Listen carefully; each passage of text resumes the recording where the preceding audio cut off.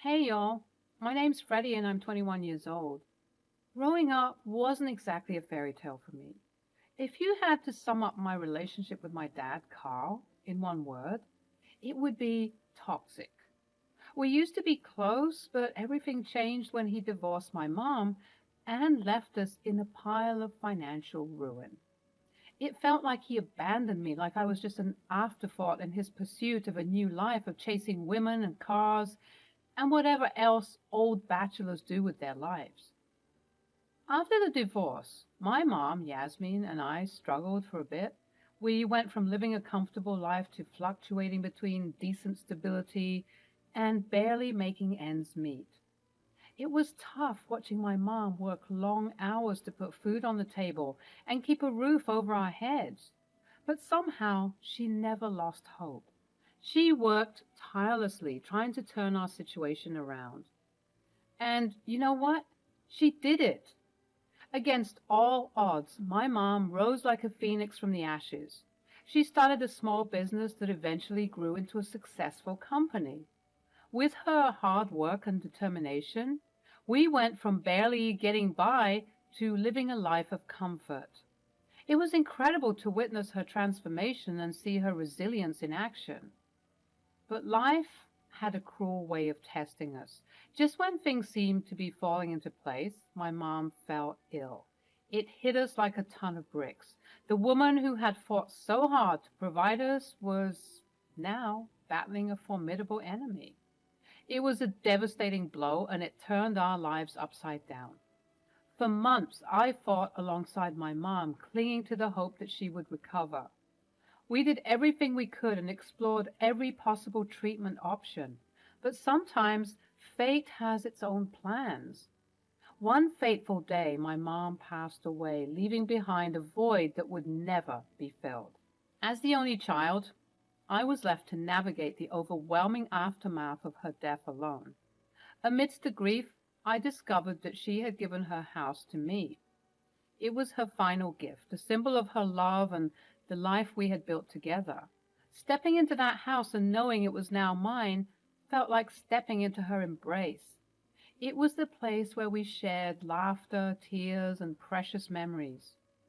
But what stung the most was that neither Carl nor his new wife, Rita, bothered to attend my mom's funeral. It was as if he had erased her from his life, as if she had never mattered to him at all. That callous indifference fueled a burning anger within me. How could they be so heartless? How could my father not consider how awful everything was for me? Months had passed, and the wound of my mom's absence remained raw. I tried to find solace in memories and the support of friends, but bitterness lingered. The house she gave me, as beautiful as it was ridden with bittersweet nostalgia. I tried to rehabilitate myself in the home, learning to live peacefully with the memories that haunted me, and I began making this new house my own. Slowly but surely, things were getting better day by day at least. And then, one day, out of the blue, Carl showed up at my doorstep. It had been several months since my mom's funeral, and he dared to waltz into my life as if nothing had happened. I opened the door, my eyes meeting his. There was a flicker of surprise in his gaze, perhaps seeing the pain and resentment etched on my face. He tried to smile, but it faltered. We stood there in uncomfortable silence, the weight of unspoken words hanging heavy in the air. My anger and disappointment simmered beneath the surface, threatening to spill over until he finally said, sheepishly, "Hey, Freddie, can we talk?" I stared at Carl, his presence in my house stirring up a whirlwind of emotions within me. He greeted me with an apologetic tone, but it felt disingenuous. I could see right through his feeble attempts to bridge the chasm that had formed between us over the years. "Spare me the act, Carl. I'm not buying into your pathetic apologies. You walked out on us and left us struggling while you enjoyed a life of luxury, and now you dare to show up here like nothing happened?" Carl's face flushed with anger, transitioning from guilt to a defensive posture. "You need to show me some respect, Freddie." Respect? I couldn't help but scoff. Respect had to be earned, and he had lost all of it the day he abandoned our family for his desires. Respect is something you earn, Carl. You can't demand it after all the pain you've caused. You made a choice to prioritize your own selfish needs over your family. As our tense exchange continued, I noticed a familiar figure approaching from the street where his car was parked. It was Rita, stepping out of the luxurious car that reeked of opulence. Seeing her only fueled my resentment, reminding me of how my father consistently chose a life of extravagance over the well-being of his flesh and blood. She finally arrived at the doorstep, and I said, "And what brings you here, Rita? You two didn't even have the decency to show up to my mom's funeral, but you're here now, huh?" "We were busy. We had other commitments, Freddie." Her feeble excuse only further infuriated me. Busy and other commitments were poor justifications for their absence at my mom's funeral. It spoke volumes about their disregard for her memory and our family. Anger and frustration surged as I gazed at them standing before me. They hadn't changed. They were still the same self-absorbed individuals who flaunted their wealth all around town, indulging in endless hedonism. Their presence in my house, pretending as if nothing had happened, fueled the fire of resentment burning within me. I finally asked them, "What the hell do you two want from me? Haven't you done enough to cause me pain?" "Look, Freddie, we need to talk. The truth is, things aren't as glamorous for us as they seem on social media. We're struggling, even to the point of selling that Aston Martin you see outside just to scrape together some money for something very important." Rita, who had been fairly silent until now, nervously removed her coat, revealing a protruding belly, indicating she was maybe 3 months pregnant. Shock coursed through me, mixed with the rage that had been building up.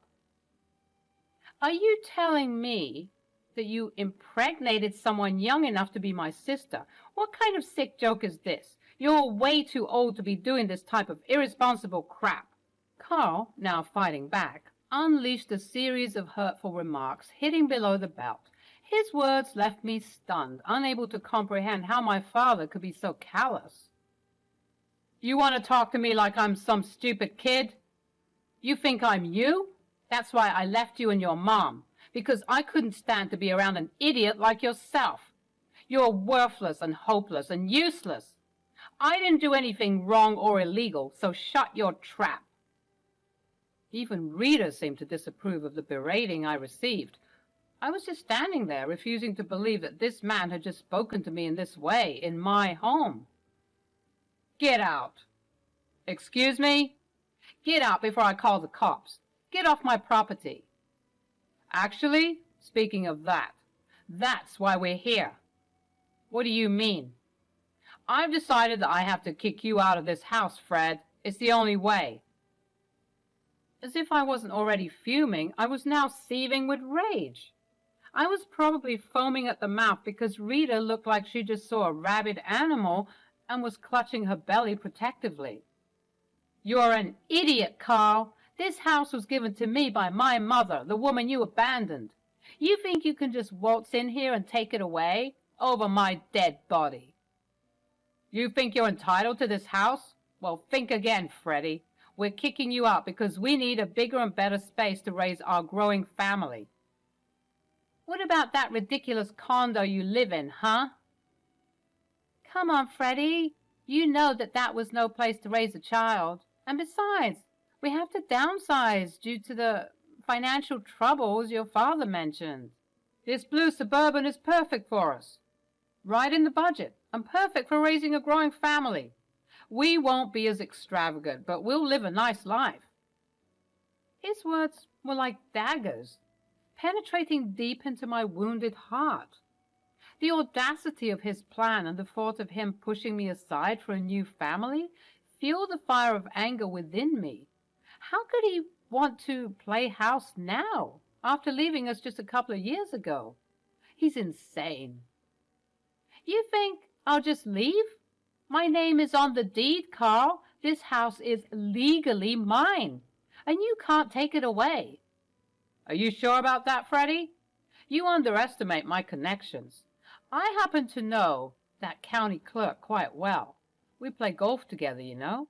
A simple phone call and your name on that title deed could just magically disappear. The audacity of his threat sent a higher surge of anger coursing through my veins. How dare he use his connections to manipulate the system and rob me of what was rightfully mine? You're willing to stoop that low, to use your corrupt practices to steal this house from me? You're no better than a common criminal. My voice thundered, the force behind my words pushing them back, forcing them to confront the consequences of their actions. They stood there, momentarily taken aback by the sheer intensity of my anger. But as the realization of their defeat began to sink in, their demeanor shifted. Carl and Rita exchanged uneasy glances, their expressions revealing a flicker of fear. They knew they had underestimated my determination to protect what was mine and my mother's. With a final burst of courage, I yelled at them with every ounce of strength I had left, demanding that they leave my property immediately. Their faces paled, and they finally turned on their heels, retreating from the house they had so audaciously tried to claim. Even though he was fearful, Carl made it a point to continue to threaten me with all the ways he was going to ruin me. You're going to be sorry for not cooperating, Fred. I tried being nice, but I can see that you don't want that. Just wait. Your day is coming. You'll be licking the bottom of people's shoes when I'm done with you. As the door slammed shut behind them, I was left standing there, my heart pounding in my chest, a mix of anger, frustration, and determination fueling my every breath. I knew that this battle was far from over. In the solitude that followed, a sense of frantic urgency settled over me. I was aware of the power and influence my father possessed and was far greater than my own. His connections and his desire to bend the rules posed a formidable threat to my dreams of holding on to this house. I understood the uphill battle I faced. It wasn't just a fight for a physical space. It was a battle against the injustices of a system that favored the privileged and the well-connected. But I wasn't willing to surrender. I would fight tooth and nail to protect the legacy my mother had left me. The house represented not just bricks and mortar, but the memories, love, and sacrifices she had made for us. It was a symbol of my identity and moving towards freedom. With renewed determination, I took a deep breath, steeling myself for the arduous journey ahead. The fight for justice had just begun. Weeks had passed since that fateful confrontation, but the storm was far from over. Carl, relentless in his pursuit of control, continued to bombard me with hateful messages and threats. I chose to ignore them, recognizing their venomous intent. Instead, I focused my energy on gathering evidence, documenting every interaction, and preserving every word from his texts. These would serve as my ammunition, my armor, when I finally took the battle to the higher-ups. I embarked on a journey to the county clerk's office one day. This was the lion's den, the very heart of the corruption that threatened to rob me of my inheritance. But I refused to be intimidated. I had to face the man who had the power to make my father's deceitful plan a reality. As I entered the county clerk's office, my heart pounded in my chest, a mix of anxiety and determination coursing through my veins. I approached the clerk's desk, where a middle-aged man with tired eyes looked up at me, seemingly unfazed by my presence. "Excuse me, sir. I'd like to speak with you about a matter of great importance." The county clerk regarded me with a mix of curiosity and skepticism, his gaze scrutinizing my appearance. "What can I do for you?" Summoning every ounce of courage, I launched into my plea, the words pouring out of me like a torrential downpour. I shared my story, recounting the struggles my mother and I had endured, and the abandonment we had suffered at the hands of Carl, his supposed golf buddy. I spoke of Carl's absence at my mother's funeral, and I showed him the threats that continued to plague my existence, as well as the fear that consumed me. As the county clerk listened, a change seemed to come over his face. The mask of indifference dissolved, replaced by a look of genuine concern. Please, sir, I beg you to understand the truth. Carl has manipulated the situation, downplaying his role in our suffering. I know that he's been trying to convince you to change the title deed, but I implore you to see through his deception and not allow him to take what rightfully belongs to me. I'm all alone, and I need all the help I can get. The county clerk's eyes softened, reflecting a glimmer of sympathy that I hadn't expected. He leaned back in his chair, taking a moment to absorb the gravity of my words. I had no idea. I have a son who's about your age, you know. I simply couldn't imagine what you're going through. I had no idea that this was a true story. Carl always presented himself as the victim. He was saying that you're a spoiled brat and he wanted to teach you a lesson, but his words felt off to me. Maybe that's why I was so hesitant when he called me in for his favor. I knew that something was up, but I didn't know it was this bad. His words were like a balm to my wounded soul, a confirmation that my pleas hadn't fallen on deaf ears. At that moment, I sensed a flicker of hope, a belief that justice could prevail. Thank you for listening, sir. Your understanding means more to me than words can express. I only ask that you consider the truth behind the facade Carl has crafted. The county clerk nodded, his expression resolute. Listen, I'll do what's right. I'm so sorry that all of this happened, but if I do this for you, you got to ensure that you won't tell anyone about me considering changing the title deed as a favor for a friend. I like helping my friends out, and sometimes it isn't very legal. So if you tell anyone, be rest assured that I will find you and deal with you myself. I gulped, terrified by the man before me. Honestly, sir, I could care less if you're not doing everything by the books. I just want to make sure that my house is mine, and it will forever remain mine, without my father's control or influence.